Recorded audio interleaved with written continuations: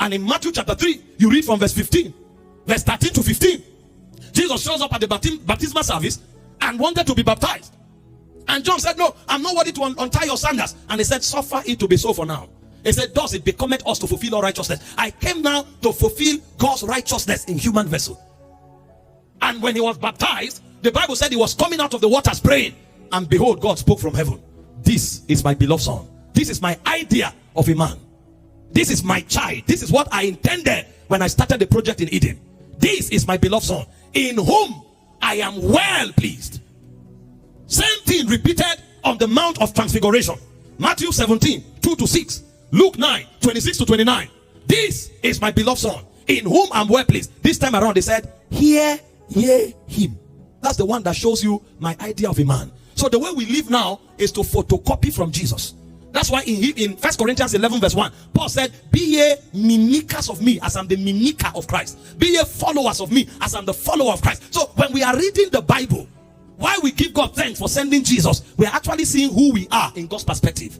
So if Jesus was never sick, I make bold to declare that sickness won't dominate me. If Jesus was not overtaken by sin, I make bold to say sin won't take me down. If Jesus lays hands on the sick and they recover, when I see my hand, it's beyond helping me around. My hand becomes a tool for healing. When I see Jesus stand and the heavens follow him, the heavens open over him, I make bold to say my own heavens too are open. Anything I see in Christ, I mimic, I practice, I manifest. He has become my definition of who a man is.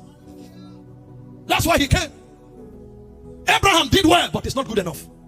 Moses did well, but it's not good enough. Paul did well, but it's not good enough. The standard remains Christ. That's why he said, as we look upon him, we are transfigured. We all with unveiled face, beholding us in the glass. 2 Corinthians 3:18. We are metamorphosed. There is a transfiguration that takes place when we behold Christ. Transfiguration. We are changed into that image that we have seen, from glory to glory. So anyone I'm not yet demonstrating, I will yet demonstrate, because it's what? From glory to glory. He came to show me God's idea of a man. That's why he came. Number 5, why did he show up? To fulfill the law and the prophets. He came to validate the speakings of the prophet and the provisions of the law. Matthew chapter 5 verse 17. He said, think not that I am come to destroy the law or the prophets. I am come not to destroy it, but to fulfill it.